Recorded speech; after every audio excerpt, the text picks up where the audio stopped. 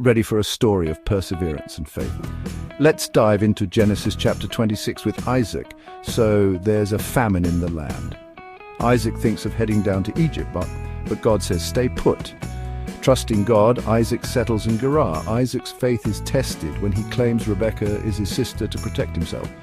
Yeah, not his finest moment, but God is still with him. Despite some rough patches and quarrels over wells, Isaac doesn't give up.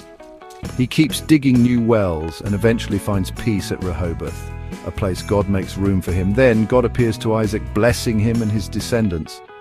Isaac builds an altar and calls on the Lord's name. Faith restored, challenge conquered. So, next time you're facing trials, remember Isaac. Stay faithful, keep digging those wells, and trust God's plan. If you think sibling rivalry is a big deal today, just wait till you hear this story from Genesis 27. So, here's the scoop. Isaac is getting old and can't see well. He wants to bless his eldest son, Esau. But Rebekah, his wife, has a different plan. She favors their younger son, Jacob. Rebekah tells Jacob to trick Isaac and get the blessing meant for Esau.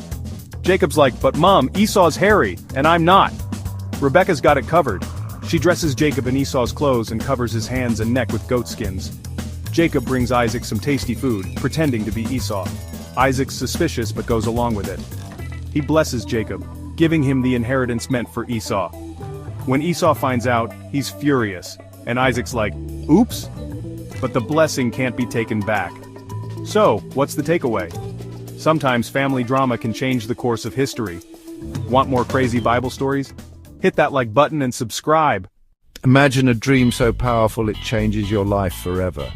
Jacob had one just like that. One night, Jacob was on the run. Tired and alone, he laid his head on a stone and fell asleep. Suddenly he dreamt of a ladder stretching from earth to heaven. Angels climbed up and down, and at the top stood God. God promised Jacob land, descendants, and blessings. When Jacob woke, he knew this was no ordinary dream. He said, surely the Lord is in this place. And he named it Bethel, the house of God. Jacob's dream reminded him and reminds us that no matter where we are, God is always near. So next time you feel lost or alone, remember Jacob's ladder. You might just find your own way to the heavens. If your love story involves a decade-long wait, you're a Jacob. So here's the tale. Jacob, on the run from his brother Esau, ends up at a well in Haran. There, he meets Rachel and falls head over heels. But there's a catch, her dad, Laban. Jacob strikes a deal, 7 years of hard labor for Rachel's hand. 7 years fly by, but on the wedding night, surprise. It's Rachel's sister Leah under that veil.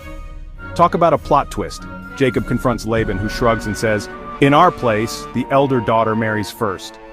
So, Jacob works another 7 years for Rachel. 14 years of dedication for true love. In the end, Jacob has both Rachel and Leah as wives, and through them, the seeds of the 12 tribes of Israel are sown. A story of love, patience, and destiny.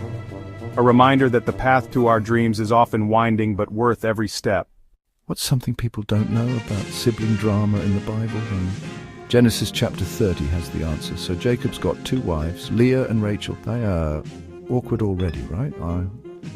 Rachel, the favored one, can't have kids, while Leah's popping out babies left and right.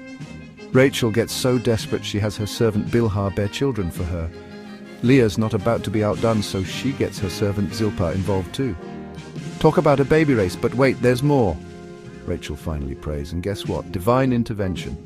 She gives birth to Joseph, who becomes one of the most famous biblical figures ever. This chapter's a wild ride of jealousy, faith, and cultural norms. It's not just sibling rivalry, it's divine blessings in disguise. Stay curious, and remember, sometimes the biggest blessings come from the most unexpected places. Catch you next time.